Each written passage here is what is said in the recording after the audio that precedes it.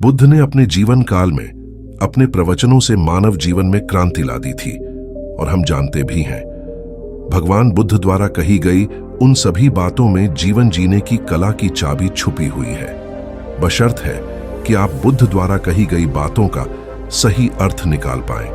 उनके जीवन में घटी सभी घटनाओं से आज भी हमें कुछ न कुछ सीखने को मिलता है। ऐसी ही एक घटना के बारे में आज मैं आपको बताऊंगा। बुद्ध के समय में अक्सर उनसे एक सवाल पूछा जाता था कि ईश्वर है या नहीं है, और बुद्ध द्वारा हर बार एक अलग जवाब दिया जाता था। और आज मुझसे भी यही पूछा गया है कि आप बताइए कि बुद्ध भगवान को मानते थे या नहीं। ईश्वर के बारे में पूछा गया। यह प्रश्न आज भी उतना ही खतरनाक है जितना कि भगवान बुद्ध के समय में था। लोगों द्वारा यह प्रश्न बुद्ध से कई बार पूछा गया, लेकिन बुद्ध ने इस प्रश्न का कभी स्पष्टीकरण नहीं किया। एक बार कुछ ऐसा ही हुआ। एक जिज्ञासु बुद्ध के प्रवचनों को लगातार सुन रहा था और वह जिज्ञासु उनकी बातों से सहमत भी था।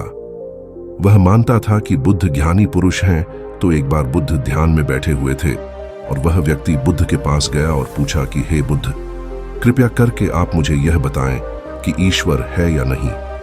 इसके साथ ही मैं आपसे अनुरोध करता हूं कि मेरे इस प्रश्न का बिल्कुल सीधे सीधे जवाब दें, क्योंकि बुद्ध के बारे में यह बहुत ही प्रचलित है कि बुद्ध किसी भी सवाल का जवाब सीधे सीधे नहीं देते थे। उनके जवाब रहस्यों से भरे होते थे। तो जिज्ञासु ने पूछा कि मुझे ईश्वर के बारे में आपसे सुनना है, ईश्वर है या नहीं।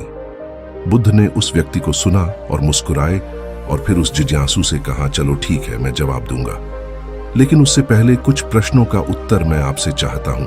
पहले उन प्रश्नों का जवाब आप मुझे दे दो। उस जिज्ञासु ने कहा, हाँ बिल्कुल, आप मुझसे सवाल पूछिए। तो बुद्ध ने पहला प्रश्न यह पूछा कि क्या तुम सूर्य को मानते हो। अब उस जिज्ञासु ने बुद्ध की तरफ बड़े ही अजीब तरीके से देखा और कहा कि हे बुद्ध, यह किस प्रकार का प्रश्न है? क्या मैं कोई बालक हूं जो यह बालक से पूछे जाने वाला प्रश्न आप मुझसे कर रहे हैं? सूर्य तो साक्षात प्रकट होता है, पूरी पृथ्वी को रोशनी देता है।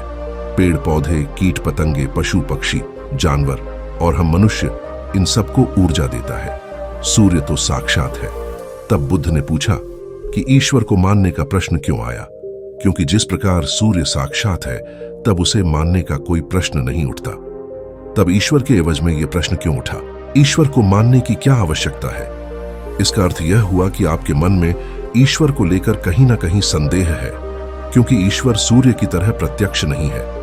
आप ईश्वर को भी बुद्धि से ढूंढने निकले हो, और बुद्धि केवल उन्हीं बातों को मान पाती है जो उसे प्रत्यक्ष रूप से दिखाई पड़ता है, और ईश्वर कभी भी प्रत्यक्ष रूप में आपको दिखाई नहीं पड़ेगा, और अगर दिख जाए तो वह ईश्वर नहीं होगा।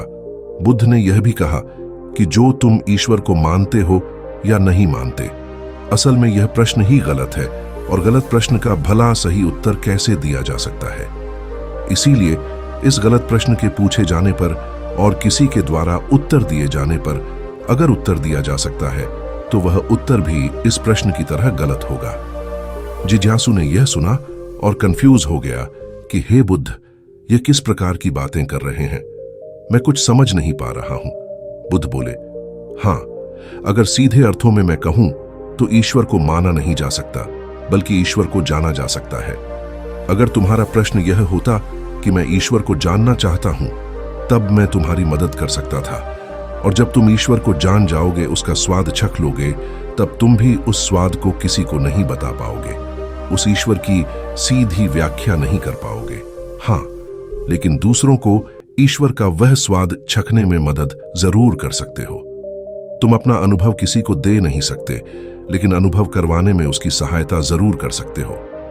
तो इसीलिए आपने बुद्ध के जीवन की जितनी कहानियां, किस्से सुने होंगे, वह आपने देखा होगा कि बुद्ध ने कभी भी ईश्वर के बारे में स्पष्ट रूप से नहीं कहा, और इसके चलते कई बार बुद्ध पर उंगलियां भी उठाई गई कि बुद्ध को कुछ नहीं पता, क्योंकि बुद्ध इस तरह के प्रश्नों का ठीक से उत्तर नहीं देते थे।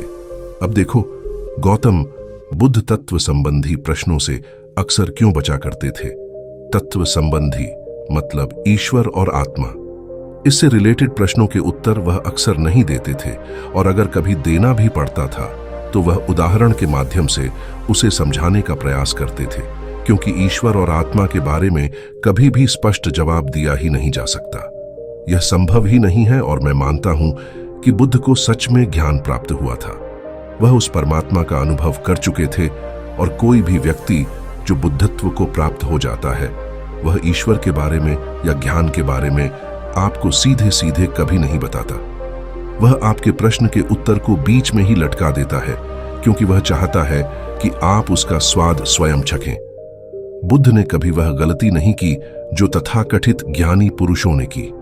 मतलब जितने भी तथाकथित ज्ञानी पुरुषों ने ईश्वर के बारे में स्पष्टीकरण किया और उनके अनुयायियों ने उनके धर्म गुरुओं द्वारा ईश्वर के बारे में कई बातों को मान लिया और अपने समुदाय बना लिए। फिर क्या था वह आप देख ही रहे हो। उन तथाकथित धर्म गुरुओं द्वारा दी गई प्रामाणिकता के आधार पर आज वह सभी समुदाय तलवार लिए घूम रहे हैं और उन तलवारों हथियारों के आधार पर प्रमाणित करना चाहते हैं कि मेरा ईश्वर सही है, मेरा ईश्वर सही है। तुम अपने ईश्वर भगवान को छोड़ो और हमारे को मानो क्योंकि वही सत्य है। तुम्हारा ईश्वर तो झूठा है। यही होगा।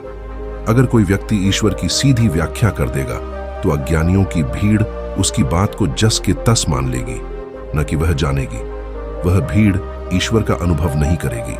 वह भीड़ तो केवल आपकी कही बातों के आधार पर किताबें लिख देगी और हाथ में तलवार लेकर चल पड़ेगी कि हम अपने समुदाय को बढ़ाएंगे, अपने धर्म को बढ़ाएंगे, प्रचार प्रसार करेंगे।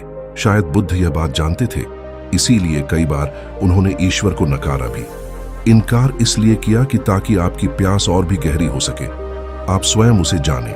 अगर बुद्ध ईश्वर के बारे में सीधे सीधे कह देंगे तो भीड़ आंख बंद करके मान लेगी और ऐसे ही हमने न जाने पृथ्वी पर कितने भगवानों, कितने ईश्वर को जन्म दे दिया है। ऐसा लगता है कि ईश्वर ने हमें पैदा नहीं किया बल्कि मनुष्य ने ईश्वर को पैदा किया है। देख लो अपने आसपास आपको कितने ईश्वर के बारे में जानने को मिल जाता है, लेकिन उसका अनुभव किसी को नहीं है। ईश्वर के बारे में मैं भी आपसे कुछ खास नहीं कह पाता। मैं तो केवल आपको ध्यान सिखा सकता हूँ। आप ध्यान करो, उसमें गहरा उतरो। जैसे जैसे ध्यान गहरा होगा वैसे वैसे आपके सभी प्रश्नों की हत्या होती चली जाएगी और आप उसे जानने के करीब पहुंचते चले जाओगे। फिर आपको किसी झूठे ईश्वर को मानने की आवश्यकता नहीं होगी, बल्कि आप स्वयं उसे जान पाओगे। अपनी स्वयं की आत्मा तक पहुंचने का द्वार आपके उस ईश्वर का द्वार है। एनीवे, आज के लिए इतना ही। अगर यह वीडियो आपको अच्छा लगा है तो इसे लाइक और शेयर करिए। जो लोग चैनल पर आज पहली बार आए हैं वो इसे सब्सक्राइब कर लें तथा हमारे लेटेस्ट वीडियोस की नोटिफिकेशन पाने के लिए बेल आइकन को भी प्रेस कर दें। मिलते हैं अगले वीडियो में एक नए टॉपिक के साथ।